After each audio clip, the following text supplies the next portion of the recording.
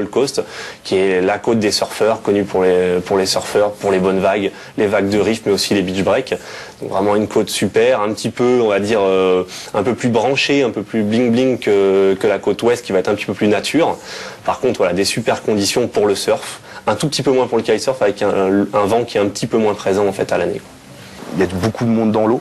Beaucoup de monde et on n'est pas souvent faut attendre son tour pour prendre sa vague. Mais bon, la Gold Coast reste aussi un endroit où la culture surf est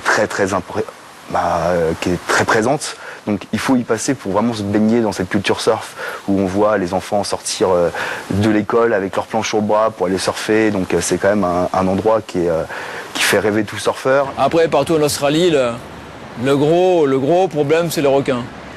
Le Gold Coast est juste au-dessus de Byron Bay. Byron Bay, c'est l'endroit qui est le plus à l'est du continent. Donc c'est là où les requins, quand ils se baladent par migration, en montant et descendant la côte, ils passent par Byron Bay. Et ces requins, quelquefois, ils continuent vers le Gold Coast. De temps en temps, on le voit. Et ils ont des plages où carrément on est obligé de mettre des filets. Il faut se dire que toutes les semaines, ils nettoient les filets et toutes les semaines, ils récupèrent des requins dans les filets.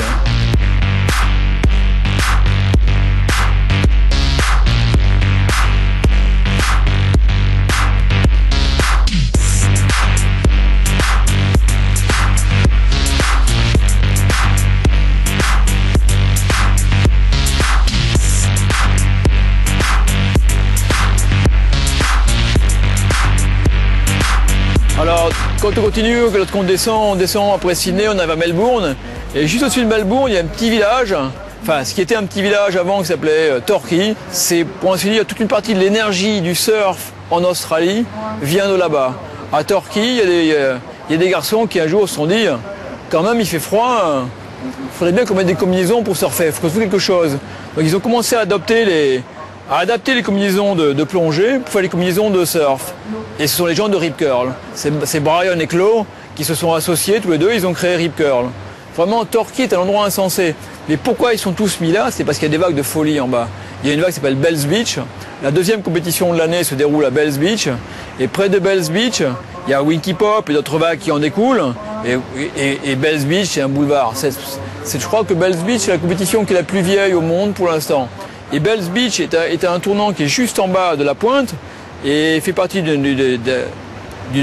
bout de terre comme ça. De l'autre côté, il y a Johanna. Donc cet endroit est fou. Il peut y avoir des vagues de 3,50 m d'un côté là et des vagues de 30 cm à ce niveau-là. Donc il y a beaucoup de houle.